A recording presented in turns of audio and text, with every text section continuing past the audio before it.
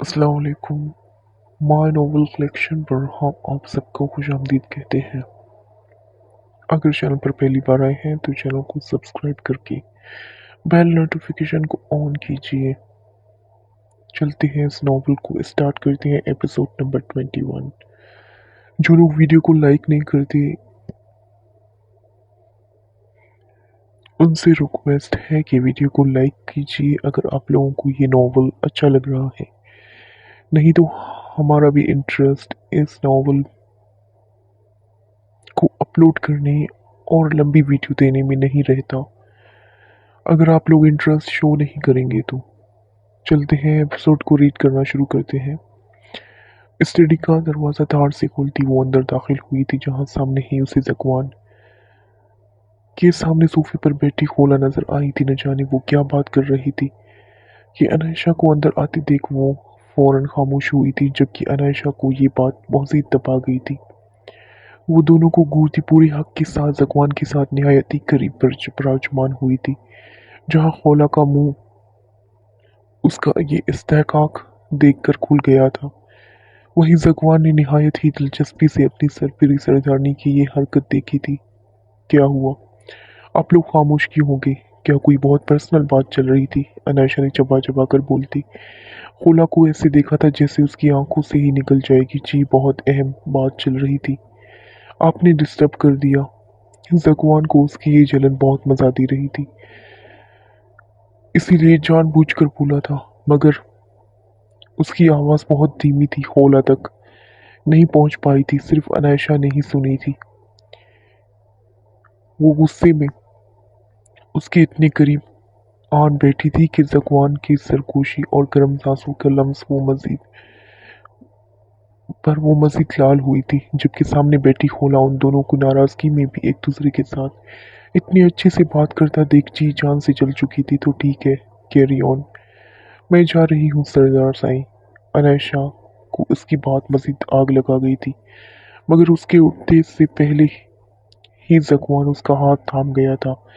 होला को ये बात नहीं होला को मैंने ही बुलाया था। एक अहम बात करनी थी। मुझे उम्मीद है होला को मेरी बात बहुत अच्छे से समझ आ चुकी होगी। जकवान ने होला की जानिब सवालिया निगाहों से देखा था, जिस पर होला आसपास में सर हिलाती जकवान के कहने पर वहां से उठ गई थी, जबकि अनायशा बहुत कोशिश के बावजूद भी अंदाजा नहीं लगा पाई कि आखिर ये लोग किस बारे में बात कर रहे थे। होला के जाते ही अनायशा ने भी उठना चाहा था, मगर जकवान उसकी कलाई थामते उसे वापस सोफे पर बिठा गया था।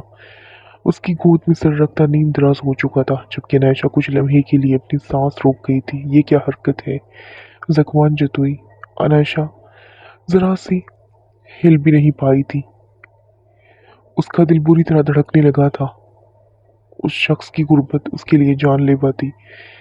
इस वक्त भी उसे यूं अपने गोद में लेटा देख उसकी जान पर बन चुकी थी सरदारनी। कल से मेरे सर में शदीद दर्द है, मेरा सर दबाएं। जकवान ने आंखें मूंदते उसे हुक्म दिया था। मैं मुलाजमा नहीं हूँ आपकी। अपनी चहीती खोला से कहते ना, जिससे इम्पोर्टेंट बात करने यूं अकेले बुलाया था। अनायशा अभी भी खोला का यहाँ आना हजम नहीं कर पाई थी। जो चहीती है उससे ही कह रहा हूँ। वैसे खोला तो दिलो जान से ऐसा करने पर राजी हो जाएगी, मगर बाद में उस पर भी आपको ही प्रॉब्लम होनी है। जकवान उसकी कमजोरी भावता उसे जलाने से पास नहीं आया था। आप ऐसा करें तो सही एक बार, फिर उसका अंजाम देखिएगा।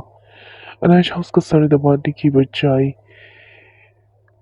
बजाय उसके घने स्याह बालों को मुट्ठी में दबोच चुकी थी। सरदारनी, आप गुस्ताखी कर रही हैं। आप भूल रही हैं मैं यहाँ का सरदार हूँ। जकवान ने आंखें खोलकर उसे मसनूई गोरी से नवाजा था।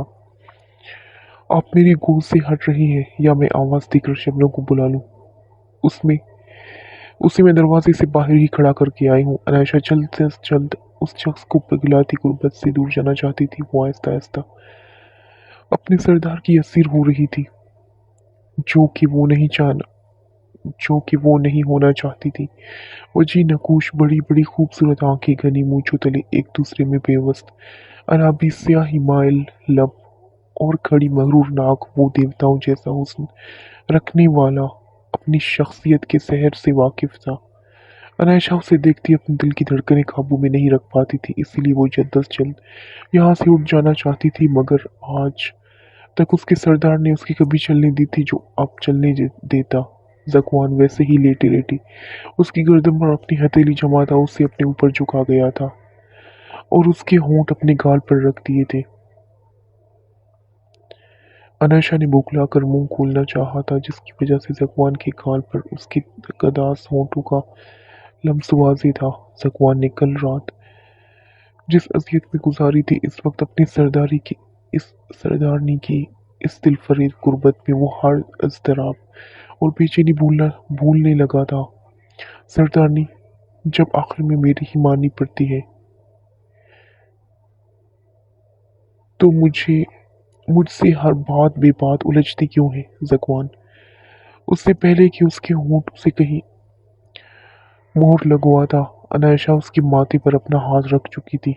اپنی بات ماننے پر زکوان نے اس کے زرد پڑتی رنگت دیکھ اس کی گردن آزاد کر دی تھی۔ اس کی بات عنائشہ لال پڑتے چہرے کے ساتھ اسے گھورتے اس کا سر دبانے لگی تھی۔ وہ واپس سے آنکھیں بون چکا تھا۔ سردارنی، اتنی غور سے مت دیکھیں، عشق ہو جائے گا۔ زکوان بند آنکھوں سے اس کی نگاہوں کا لمس محسوس کر پا رہا تھا۔ اس کی بات پر عنائشہ گھبراتی آنکھوں کا زاویہ بدل گئی تھی۔ وہ اپنے گداز روئی جیسے ملائم ہاتھوں سے زکوان کا سر دباتی زکوان کے دل و دماغ میں سکون اتار گئی تھی۔ وہ شاید گہری نیند میں جا چکا تھا۔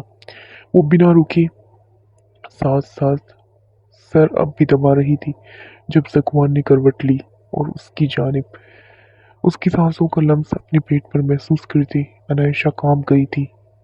عنائشہ اس کا سر صوفے پر رکھ کر اٹھنا چاہتی تھی جب اگلے لمحے نیند میں اس کی کمر کو اپنا تکیہ تصور کرتے اس کے سردار سائیں اس کے گرد بازو مائل کرتے اسے اپنی ساتھ ہی بھیج چکی تھی۔ عنائشہ نیند میں بھی اس شخص کی ایسی بے باک حرکتیں کرتے دیکھ بس سر ہلا کر رہ گئی تھی۔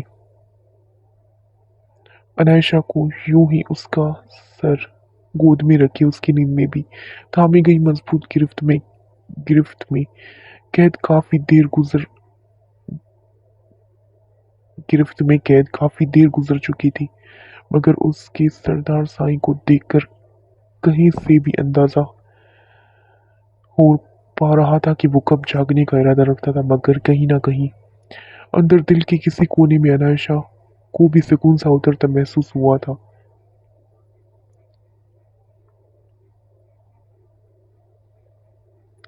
کہ یہ شخص صرف اس کا تھا اور اس شخص کے لیے وہ سب سے زیادہ اہم تھی۔ جس شخص کو دنیا چاہتی تھی وہ اسے چاہتا تھا۔ عنائشہ اپنی قسمت پر نازاں کیے بغیر نہیں رہ پائی تھی، اپنے دل پر قابو نہ رکھ پاتی۔ وہ جھکی تھی اور زکوان جتوئی کے ماتھے پر لب رکھ گئی تھی۔ اس کے اس عمل پر زکوان کے لب مسکرائے تھے، جو دیکھ عنائشہ جھٹکے سے سیدھی ہوئی تھی۔